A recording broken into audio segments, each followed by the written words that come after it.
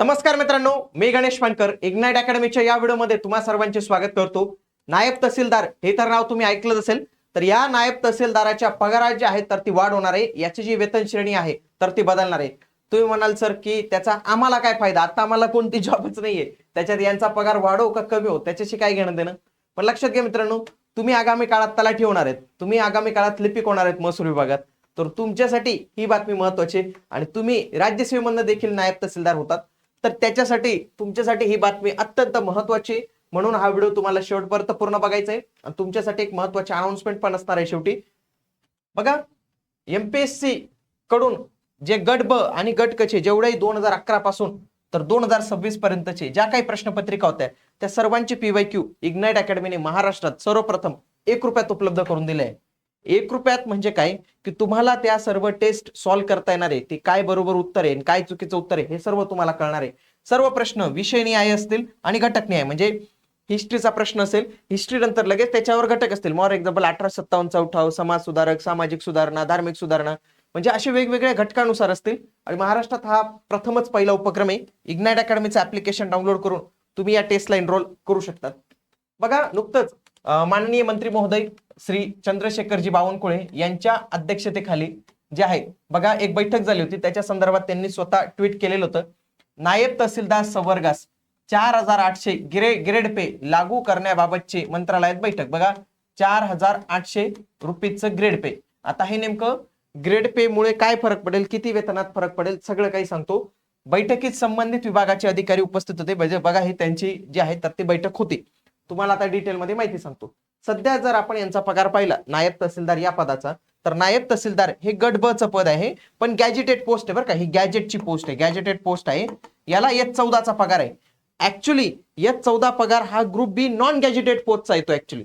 म्हणून त्या लोकांचं काय म्हणणं आहे की आमच्या बरोबरचे जे काही आमच्या अंडर काम करतात त्यांना पण तेवढाच पगार आहे जो आम्हाला पगार आहे। म्हणून यांची मागणी होती की थोडा आमचा पगाराची वेतन श्रेणी वाढून द्या। आणि शासनात याचा फरक पडतो मित्रांनो। काय होतं, शासनात जर कर्मचाऱ्याचा आणि अधिकाऱ्याचा पगार सारखा राहिला ना, कर्मचारी ऐकून घेत नाही, तर असे काही प्रश्न येतात। 38,600 ते 1,22,800 एवढं यांचं वेतन असतं। त्यांचं जर सध्याचं ग्रेड पे पाहिलं तर ते 4,300 किती आहे, 4,300 हे त्यांचं सध्याचं ग्रेड पे जे आहे तर ते आपल्याला पाहायला मिळतं। ओके, आता नंतर नवीन पगारवाढीची त्यांची मागणी काय की आम्हाला 4,800चं ग्रेड पे लागू करून द्या। 4,800चं ग्रेड पे म्हणजे काय असतं माहितीये का, S17 ची वेतन श्रेणी जी आता S14 आहे ना, ती वाढून S17 करायची, म्हणजे 47,600 ते 1,51,100 एवढी नवीन पगारवाढीची त्यांची मागणी आहे।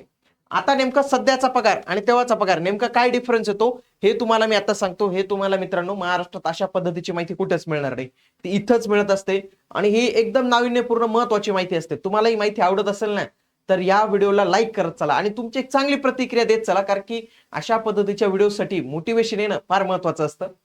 S14चा सध्या वेतन श्रेणी पाहिली तर त्याला 38,600 हे बेसिक पे आहे। बाकी सगळ्या गोष्टी मी जर धरल्या तर मुंबई सारख्या शहरात त्याचं 84,000 पगार मिळतो, जवळपास 84,500 पगार। वाय सिटी मध्ये जर असेल नाशिक, संभाजीनगर वगैरे अशा सिटीमध्ये तर 80,000 रुपये पगार आहे त्याचा।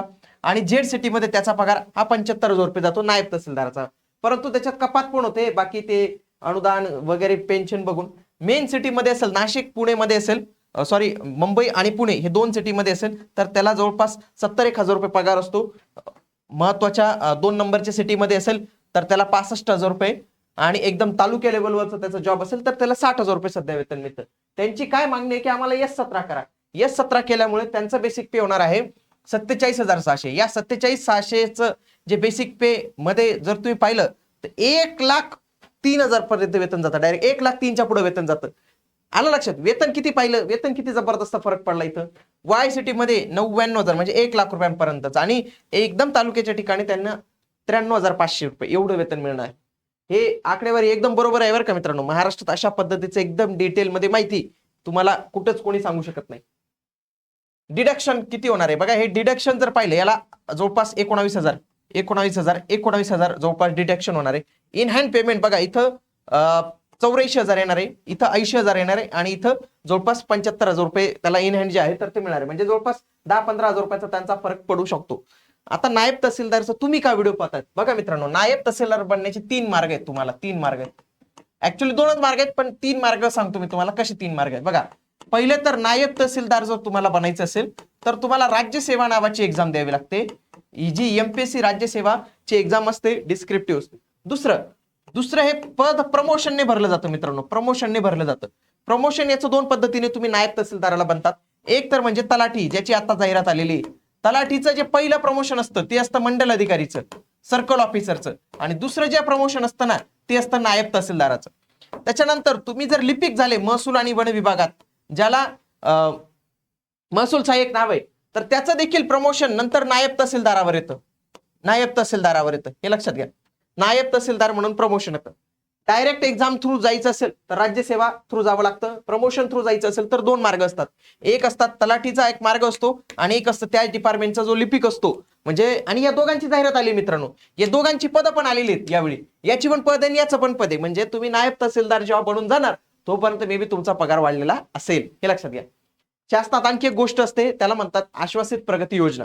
आश्वासित प्रगती योजना ही काय असते? नुकतंच एक तलाठी जे आहेत तर ते ऑफिसला एकदा भेटायला आले होते काल परवा. तर त्यांनी आम्हाला ही योजना सांगितली. त्यांनी सांगितलं की दर 10 वर्षांनी आमचा पगार वाढतो. पगार वाढतो म्हणजे काय की पुढचं जे प्रमोशन असतं त्याचा पगार लागू होतो. म्हणजे याचा पगार लागू होतो आणि म्हणजे 20 वर्षांनी तुम्हाला ऑटोमॅटिक, जेव्हा तुमची सर्व्हिस 20 वर्ष कंप्लीट होईल, तुम्हाला ऑटोमॅटिक नायब तहसीलदाराचा पगार हा लागू होईल. प्रमोशनच्या गोष्टी सांगतो मी तलाठी आणि लिपिकला. म्हणून तुमच्यासाठी महत्वाची न्यूज आहे की तुम्ही तिथपर्यंत जाणार आहात, तुम्हाला एक फायदाच होणार आहे. नवीन या नायब तहसीलदारचे सेवा प्रवेश नियम 20 जुलै 2026 ला पण आलेले आहेत बघा. इथं नायब तहसीलदार गट ब राजपत्रित पद आहे. याच्यामध्ये बघा सहाय्यक महसूल अधिकारी गट क हे पद आहे. त्याच्यानंतर मंडल अधिकारी, सर्कल ऑफिसर, तर सर्कल ऑफिसर भरलं जात नाही, ते तलाठी थ्रू जे आहे तर ते केलं जातं.